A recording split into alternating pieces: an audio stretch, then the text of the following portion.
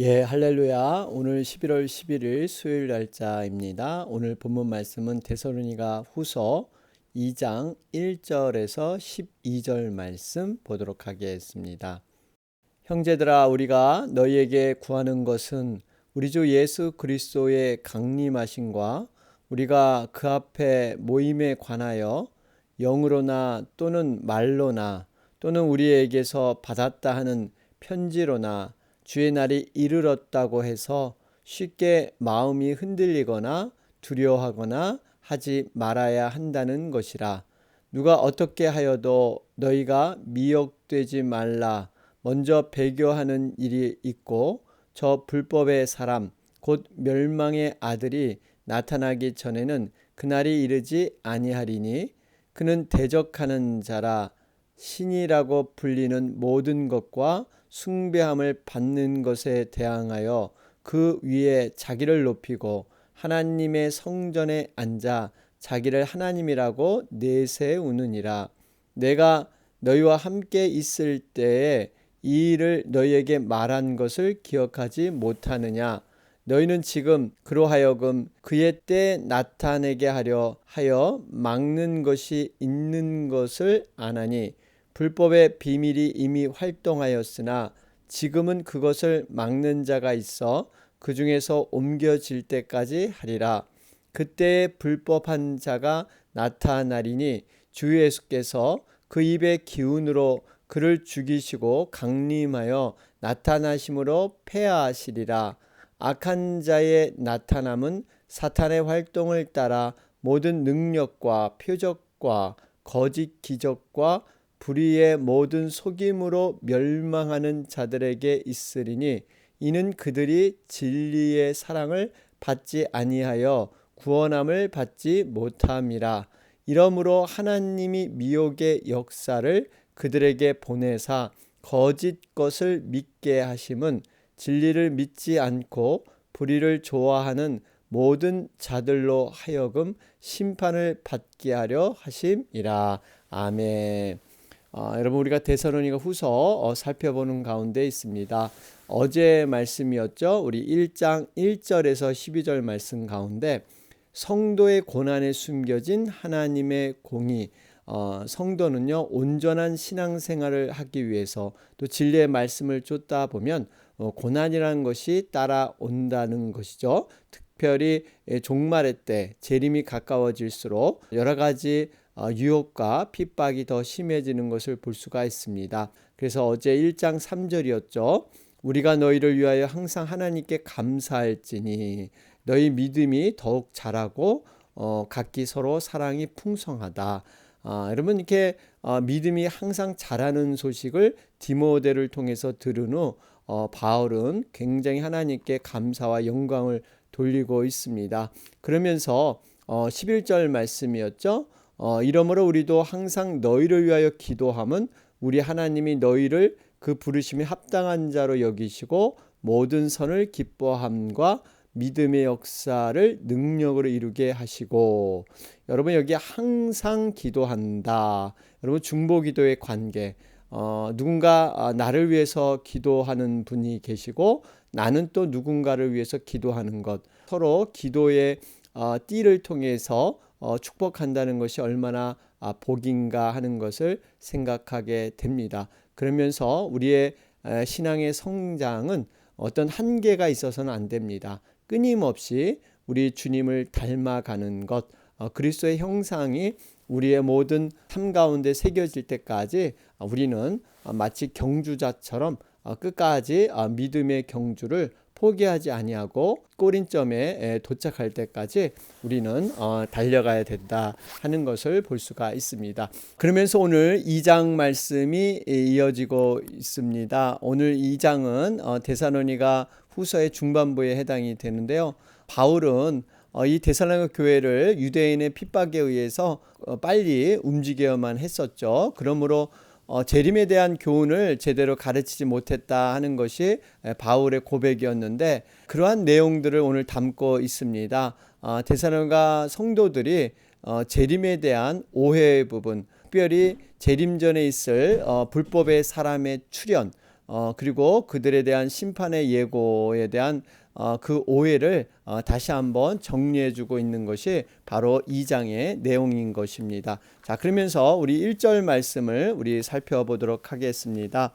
형제들아, 우리가 너희에게 구하는 것은 우리 주 예수 그리스도의 강림하심과 우리가 그 앞에 모임에 관하여. 여러분, 여기 보니까 우리가 재림 때 예수님이 강림하시면 믿는 자들이 예수님 앞에 모여든다, 이렇게 말씀하고 있죠. 그런데 이 데살로니가 성도들 중에는 재림이 이미 이루어졌다는 이 거짓 선지자들의 말을 듣고 두려움에 떠는 사람들이 있었습니다.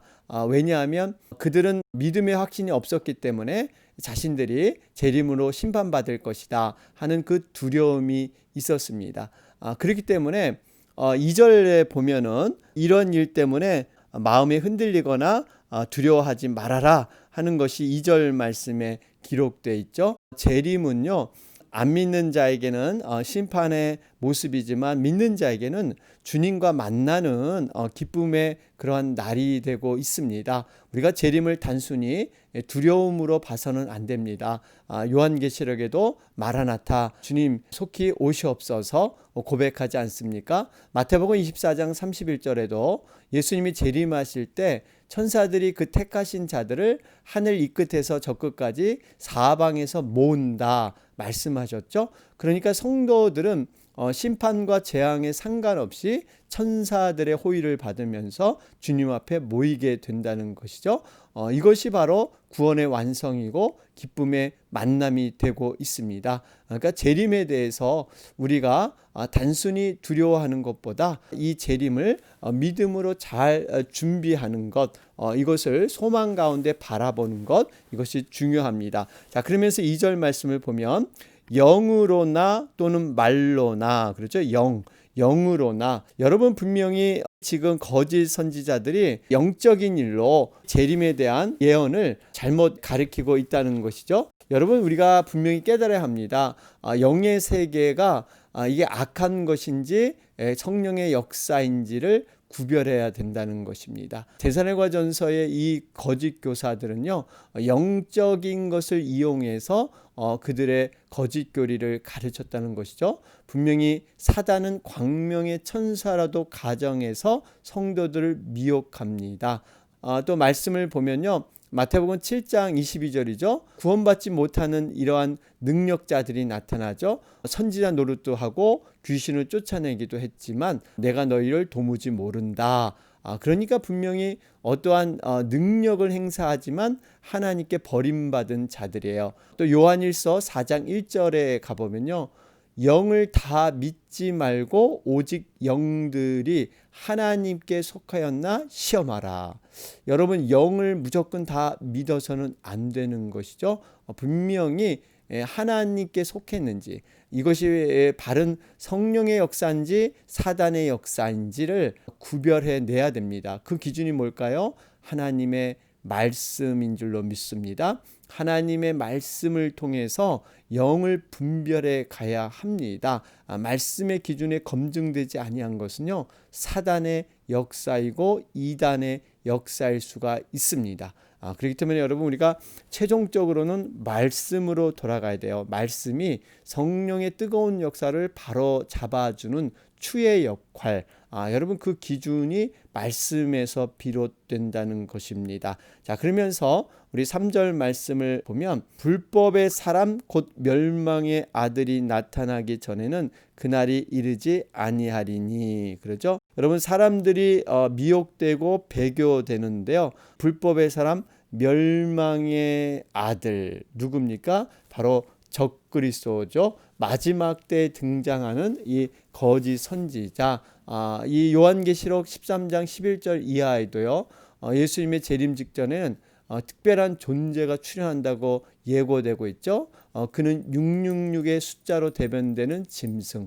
여러분, 666이라는 것은 3번 6이 반복되면서 7이라는 완전수에 못 미치는 그러한 마지막 수가 6인데 3번은 완벽하게 이룬다 하는 뜻도 있고요. 또 6이라는 것은 이 땅에서의 가장 불완전한 숫자. 그러니까 하나님과 가까워지는 거짓적인 숫자가 바로 666이죠. 적그리스도를 얘기하고 있습니다.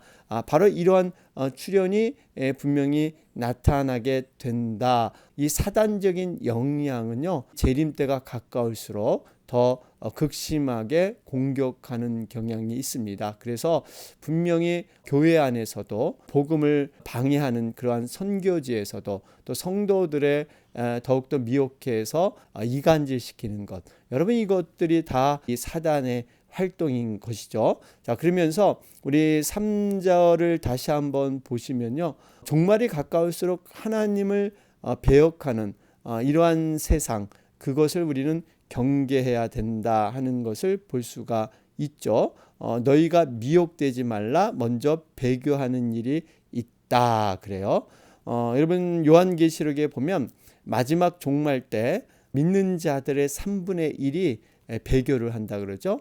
교회를 다니는 사람들이 신앙을 저버리는 이러한 어처구니 없는 일이 있으니까 정말 믿음의 정결한 모습으로 깨어 준비해야 된다. 믿음을 끝까지 지켜나가야 된다 말씀하고 있습니다. 마태복음 24장 10절에도 그때 많은 사람이 시험에 빠져 서로 잡아주고 서로 미워하겠으며, 그렇죠? 자기 자신뿐만 아니라 시험에 서로 빠지게끔 만드는 일, 이것이 재림의 때 있을 것이다. 디모데전서 4장 1절에도 말세는 믿음에서 떠나 미혹해 하는 영과 귀신의 가르침을 쫓는 그러한 사람이 생길 것이다. 분명히 예언되어 있습니다. 여러분, 우리가 예언된 말씀을 바로 깨닫고 우리가 준비해야 될 줄로 믿습니다. 4절 말씀에 보면 결국 이단의 궁극적인 최종적인 목표가 뭡니까? 하나님의 성전에 앉아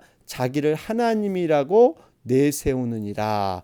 여러분, 이단 교주들의 마지막 가르침은 바로 이거죠. 그들은 단계별로 신앙교육을 시키죠. 초신자들에게는 처음부터 이렇게 자신을 드러내지 않습니다. 한 단계 한 단계 깊어질 때 나중에서야 자신이 바로 메시아다 주장을 하는 것이죠. 결국 이것이 바로 그들의 하나님 자리에 앉는 이 교만함, 여러분 그것은 심판의 대상이 되는 것이죠. 그러면서 5절에 내가 너희와 함께 있을 때 이 일을 너희에게 말한 것을 기억하지 못하느냐, 그러죠. 여러분 이 말씀 보면 분명히 바울의 안타까움이 여기에 스며들어 있습니다. 얼마나 많은 가르침, 그럼에도 깨닫지 못하는 이 데살로니가 교인들, 이것을 보면 우리가 말씀을 얼마나 반복해서 계속적으로 배워야 하는가, 거짓 교훈에 빠질 수밖에 없는, 미혹에 빠질 수밖에 없는 그들의 모습. 그래서 단순 반복 지속이란 말이 있죠. 단순하게 계속해서 반복해서 우리가 말씀을 배워나가야 됩니다. 16번을 우리가 들어야 어느 정도 기억하면서 내 삶에 적용한다고 하죠. 그래서 신명기 6장에는 오늘 내가 내게 명하는 이 말씀을 마음에 새기고 자녀들에게 부지런히 가르치고, 또 집에 앉아 있을 때든지 길을 행할 때든지 누워 있을 때에도 일어날 때에도 이 말씀을 강론할 것이다. 너는 그것을 내 손목에 매어 기호를 삼고 내 미간에 붙여 표를 삼고 내 집 문설주와 바깥문에 기록하라. 여러분 이렇게 우리가 계속적인 말씀을 반복해서 배워야만 그 말씀이 우리 심령 가운데 여러분 새겨질 줄로 믿습니다. 그러면서 6절 말씀을 보면 너희는 지금 그로 하여금 그의 때에 나타내게 하려 하여 막는 것이 있는 것을 아나니, 여기서 그로라는 이 그라는 것은요 적그리스도를 말하고 있습니다.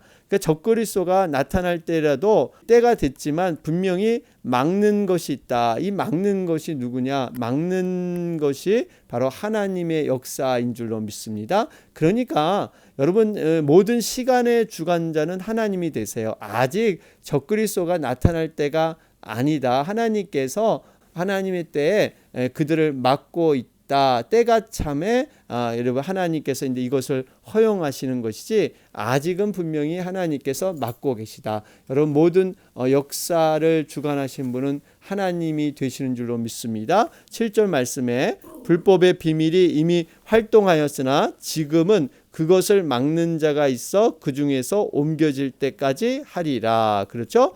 지금 아직까지 하나님께서 그걸 막고 계시다는 거예요. 모든 사단의 세력도 하나님의 섭리 안에서 그 움직일 뿐이지 하나님께서 그걸 막고 여시는 것, 모든 주관은 이미 하나님이 여러분 이루실 줄로 믿습니다.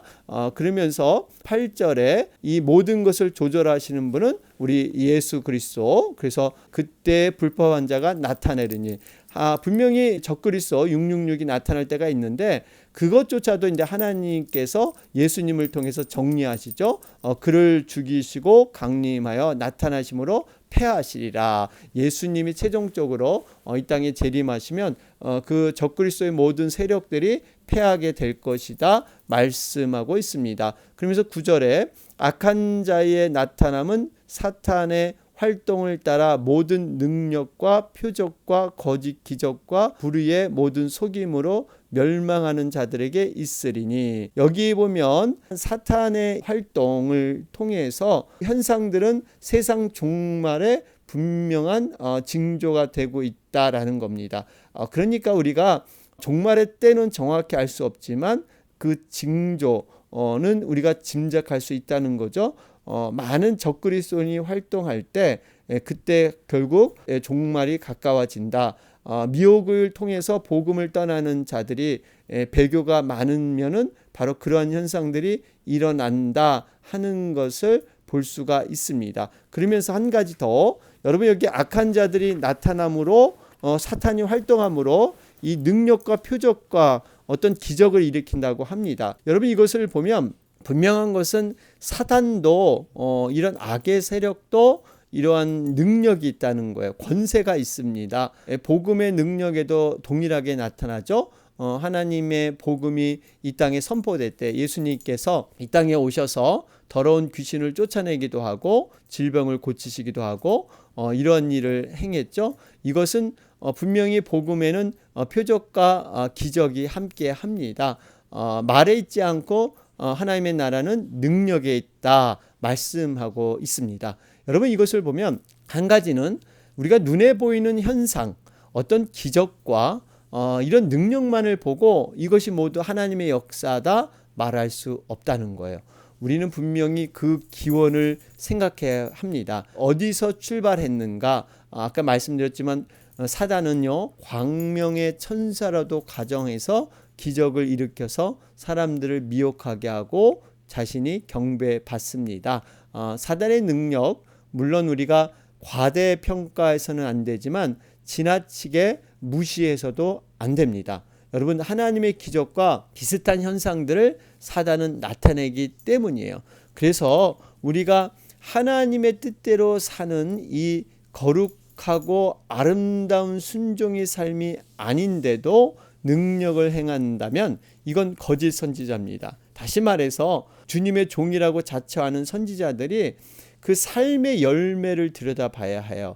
우리가 말씀을 통해서 삶과 연관된 삶의 열매들을 통해서 그 나무가 정말 진정한 좋은 나무인가를 알 수가 있습니다. 그렇기 때문에 여러분 우리가 보이는 현상과 보이는 기적만 가지고 그것을 하나님의 역사다 이렇게 단정해서는 안 되고요. 뒤에 있는 그러한 뿌리, 그 근본을 우리는 살펴봐야 될 줄로 믿습니다. 그러면서 12절 말씀, 진리를 믿지 않고 불의를 좋아하는 모든 자들로 하여금 심판을 받게 하려 하심이라. 여러분 우리가 진리를 떠난 그 자체가 심판입니다. 우리가 하나님의 말씀 그 진리 안에서 온전히 거해야 합니다.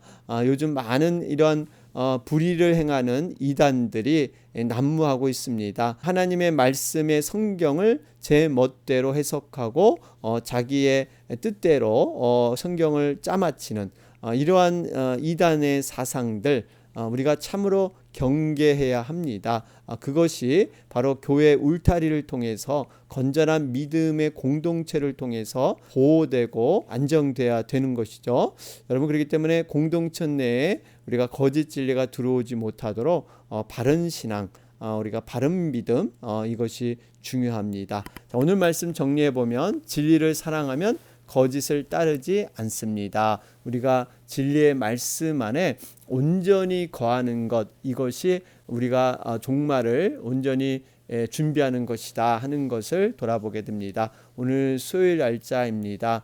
특별히 이 땅의 모든 교회와 또 선교사님, 선교지를 위해서 간절히 중보하도록 하겠습니다. 여러분 또 코로나 사태 회복과 미국의 대선 이후 모든 안정을 위해서 함께 기도해 주시기 바랍니다. 다 같이 기도드리겠습니다.